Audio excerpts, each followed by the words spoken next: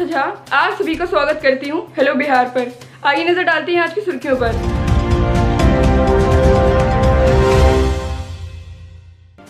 भारत में कोरोना के आंकड़े।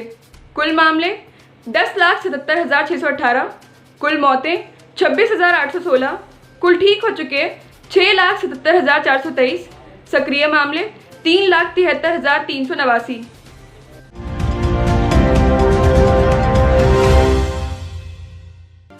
दुनिया में कोरोना से 1,44,00,000 से ज़्यादा लोग संक्रमित हो चुके हैं और 6 लाख से अधिक लोगों की मौत हो चुकी है। ऐसे वक्त में सबसे ज़्यादा ज़रूरत कोरोना वायरस की वैक्सीन की है। दुनिया के कई देशों के वैज्ञानिक इस कोशिश में जुटे हैं। घरेलू फार्मा कंपनियों की बात की जाए तो Bharat Biotech, Serum Institute, Zydus Cadila, Panacea Biotec, Indian Immunologicals, Mynvax और बायोलॉजिकल ई कोविड-19 का टीका तैयार करने के प्रयास कर रही हैं।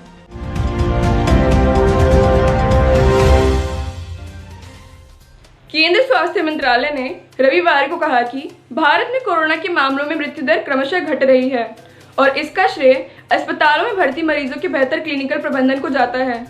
देश में कोरोना मरीजों की मृत्यु दर 2.49% है, जो दुनिया के अन्य देशों की तुलना में बहुत कम है। 5 राज्यों में तो मृत्यु दर 0 है, जबकि 14 राज्यों में 1% से भी कम है।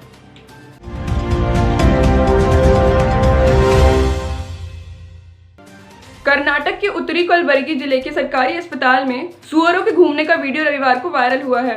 एक अधिकारी ने घटना को वास्तविक बताते हुए कहा कि स्टाफ की कमी के कारण ऐसा हुआ है।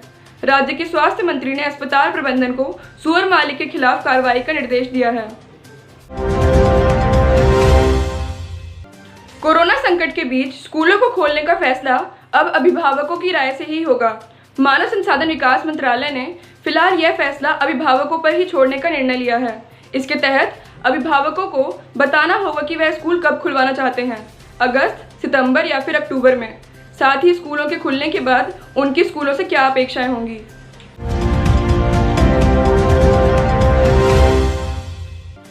चीन के साथ सीमा पर तनातनी के बीच भारतीय वायुसेना लद्दाख सेक्टर में नए लड़ाकू विमान राफेल की तैनाती कर सकती है ताकि सैन्य बलों को मजबूती दी जा सके। यहाँ पर भारत और चीन के सैनिकों के बीच विवाद जारी है और सेनाओं को हटाना एक चुनौतीपूर्ण प्रक्रिया बनी हुई है।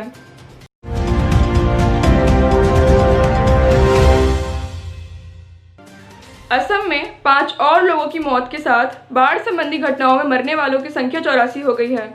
राज्य में बाढ़ एवं भूस्खलन के कारण मरने वालों की संख्या 110 हो गई है। वहीं मुख्यमंत्री सर्बानंद सोनोवाल जी ने मृतकों के परिवार वालों को 4 लाख रुपए देने का ऐलान किया है। आधिकारिक बुलेटिन में रविवार को बताया गया कि राज्य के 33 जिलों में से 24 जिलों के 25 लाख से अधिक लोग बाढ़ से प्रभावित हुए हैं।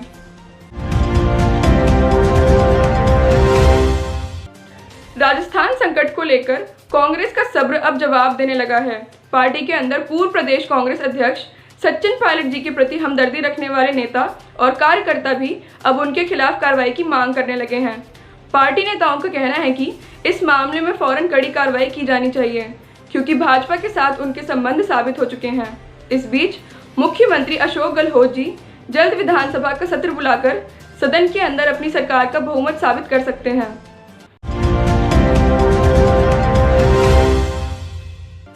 मध्य प्रदेश के पूर्व मुख्यमंत्री दिग्विजय सिंह जी ने साक्षात्कार में बताया कि पायलट जी के लिए कांग्रेस में उज्जवल भविष्य है, इसीलिए उन्हें पार्टी छोड़ भाजपा में गए पूर्व केंद्रीय मंत्री ज्योतिरादित्य सिंधिया जी का अनुकरण नहीं करना चाहिए।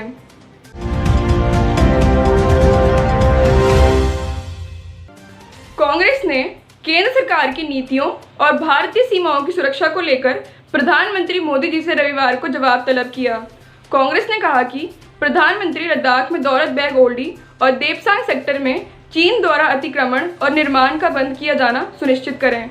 कांग्रेस के मुख्य प्रवक्ता रणदीप सुरजेवाला ने कहा कि रक्षा मंत्री राजनाथ सिंह के शुक्रवार को दिए गए बयान से सवाल खड़ा होता है कि क्या मोदी सरकार ने चीनी अतिक्रमण को स्वीकार कर लिया है और यह मान लिया है कि वे चीनियों को पीछे नहीं धकेल सकते।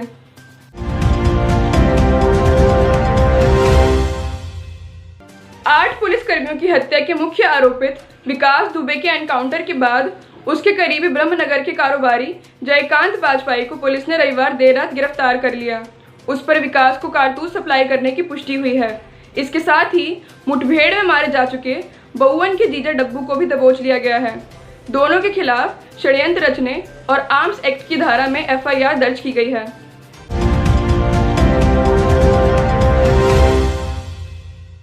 उत्तराखंड में राजभवन के पास से किमाड़ी होते मसूरी जाने वाले रास्ते पर पार्टी कर रहे 3 फौजियों को पुलिस ने गिरफ्तार कर लिया है।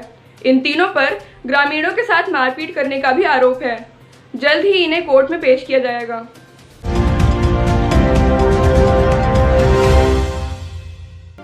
अयोध्या में राम जन्मभूमि पर भव्य मंदिर के निर्माण के लिए 5 अगस्त को भूमि पूजन होगा। कार्यक्रम में प्रधानमंत्री नरेंद्र मोदी जी समेत अयोध्या आंदोलन से जुड़े प्रमुख नेता शामिल होंगे। भूमि पूजन कार्यक्रम में देश भर के प्रमुख संतों को भी आमंत्रित किया गया है।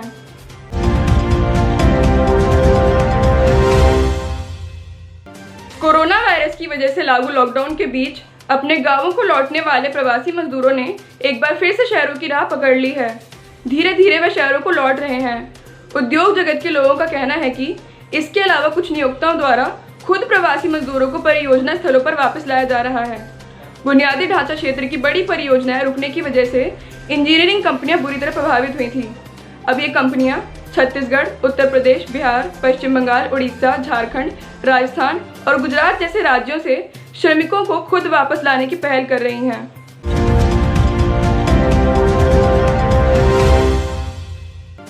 कोरोना संकट के मौजूदा दौर में गरीबों को हो रही दिक्कतों को देखते हुए केंद्रीय मंत्री नितिन गडकरी जी ने उनके लिए अलग नीति की जरूरत पर बल दिया है। गडकरी जी ने एक डिजिटल सम्मेलन को संबोधित करते हुए कहा कि सामाजिक, आर्थिक और शैक्षणिक रूप से पिछड़े जिन लोगों के पास कौशल है मगर पूंजी नहीं, उनके लिए अलग नीति की जरूरत है। इसी के साथ मैं आस्था झा आप सभी से विदा लेती हूँ।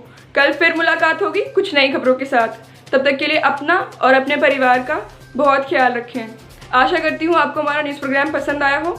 इसे लाइक एंड शेयर ज़रूर करें। धन्यवाद।